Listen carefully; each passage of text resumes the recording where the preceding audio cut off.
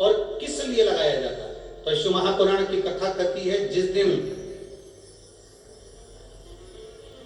आपको लगे कि मुझे इस कार्य के लिए जाना है और ये मेरा कार्य सफल होना चाहिए, ये कार्य मेरा रुक रहा है, इस कार्य में बाधा आ रही है, ये कार्य मेरा अटक रहा है, उस दिन सफेद आंकड़े की जड़ को थोड़ा सा घिसकर और घिसने के बाद उसको अष्ट विनायक में से किसी भी एक विनायक श्री गणेश जी का नाम लेकर अपने मस्तक पर थोड़ा सा तिलक उस सफेद आंकड़े की जड़ का लगाकर चले जाइए। वो कार्य आपका सफल होकर ही रहेगा, भले 8 दिन लग जाए, 10 दिन लग जाए, पर सफलता उस कार्य में मिलती जरूर। पहले नंबर पर आता है सफेद आंकड़े की जड़ का तिलक। दूसरे नंबर पर अपामार्ग की बीज का तिलक। अपामार्ग एक पौधा होता है, आप लोग टीवी पर उसका दर्शन कर रहे होंगे, एलईडी पर आप देख रहे हैं।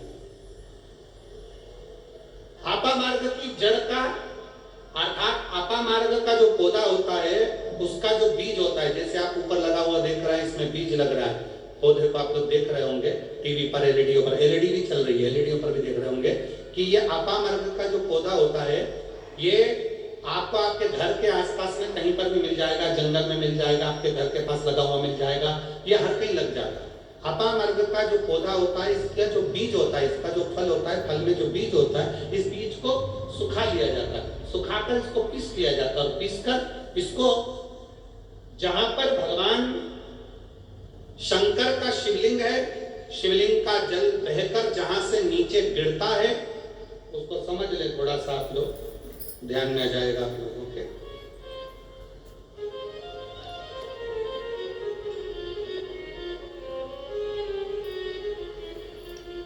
इधर देखिए, शिवलिंग की ओर ध्यान देंगे। यहां जो व्यासपीठ के सम्मुख में शिवलिंग बना है, ये शिवलिंग, और शिवलिंग के सामने से जो जल बहकर, जो जल नीचे की ओर आ रहा है, शिवलिंग के सामने से जल बहकर जो नीचे की ओर आता है, ये जो भाग होता है, इस भाग पर अपामार्ग का जो बीज होता है सूखा हुआ, जिसको आपने पीसा है, उसको यहाँ लगा दिया जाता है, उसी को वापिस लेकर आया जाता है और उस बीज का जो चंदन होता है, जिसको अपन पानी में मिलाकर सिर पर लगाते हैं, कोई व्यक्ति आपका अगर धन लेकर चले गया, कोई व्यक्ति आपकी संपदा लेकर चले गया, कोई कार्य आपका बहुत दिन से कोर्ट में, अदालत में चल रहा है, लगभग 1 महीना इसका तिलक लगाना चालू कर दीजिए, दूसरे महीने में आपका धन आपके घर पर जरूर आएगा और आपका कार्य पूर्ण जरूर होगा। अपामार्ग का बीज का चंदन तिलक, अपामार्ग का तिलक हमें सुख प्रदान करता है। तीसरे नंबर पर होता है दुर्वा। क्या बोलते हैं इधर छत्तीसगढ़ में, दुर्वा बोलते हैं कि घास बोलते हैं? जो गणेश जी को चढ़ाते हैं दुर्वा, दुर्बी, ठीक है, टीवी पर आप लोग देख रहे हैं, दर्शन कर रहे होंगे। दुर्वा, दुर्बी, जिसको छत्तीसगढ़ में दुर्बी कहते हैं, दुर्वा कहते हैं, जो गणेश जी को चढ़ते हैं, दुर्वा। अब आप सबको स्मरण में तो होगा कि दुर्वा कहां से प्रकट हुई है।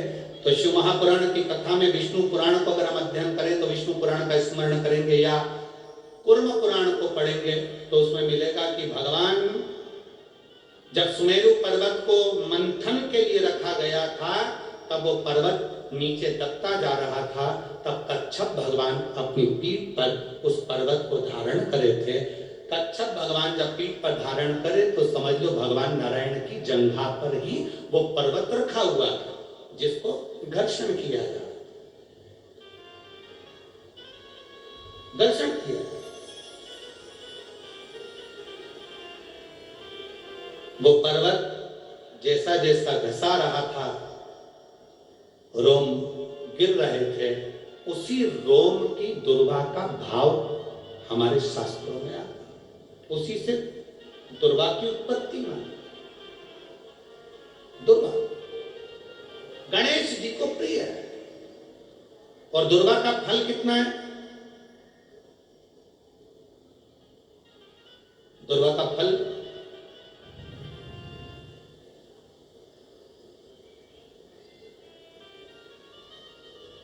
जब एक असुर ने मचाया और गणेश जी के पास सूचना गई तो गणेश जी ने उस असुर को निगल लिया।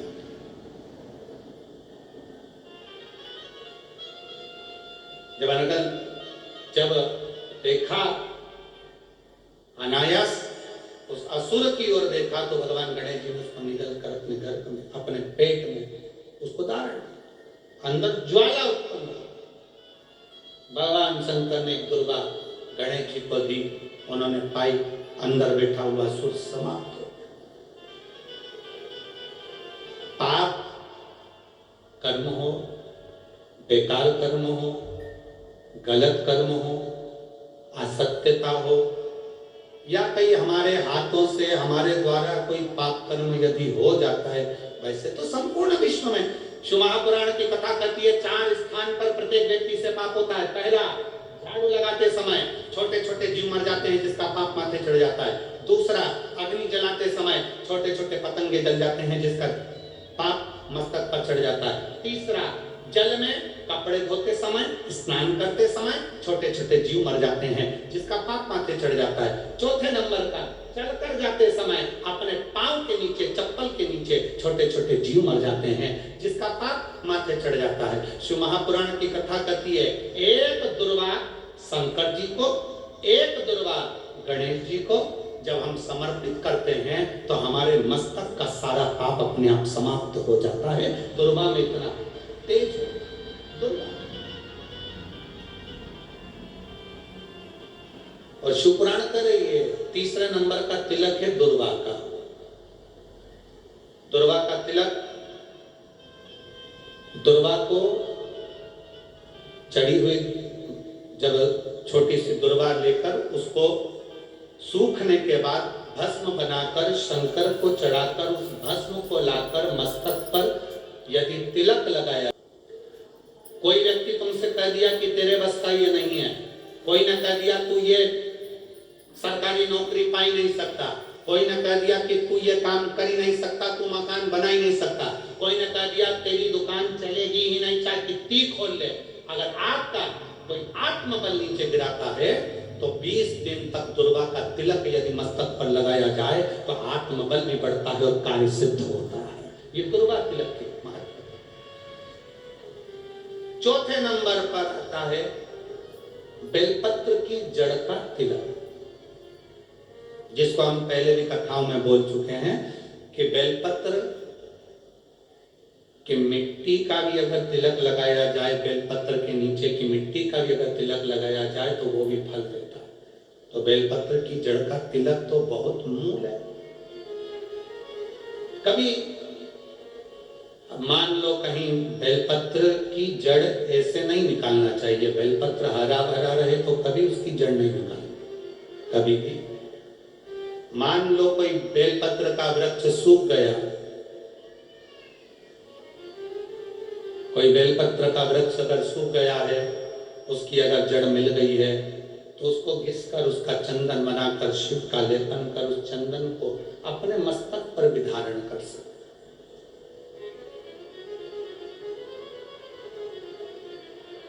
क्या होगा उससे? तो कहा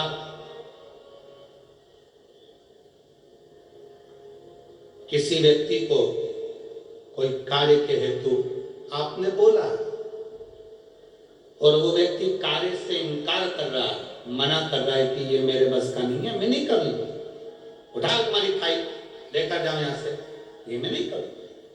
तुम्हें लग रहा है कि ये केस मुझे जीतना है और मैं सत्य हूं और मेरा केस मुझे जीतना है और असत्यता भारी पड़ रही है, झूठ भारी पड़ रहा है। उस समय पर बेलपत्री का चंदन का तिलक या बेलपत्री के वृक्ष की मिट्टी का तिलक व्यक्ति को सफलता जरूर देता है। उस तिलक को धारण जरूर करना चाहिए, उस तिलक को जरूर धारण।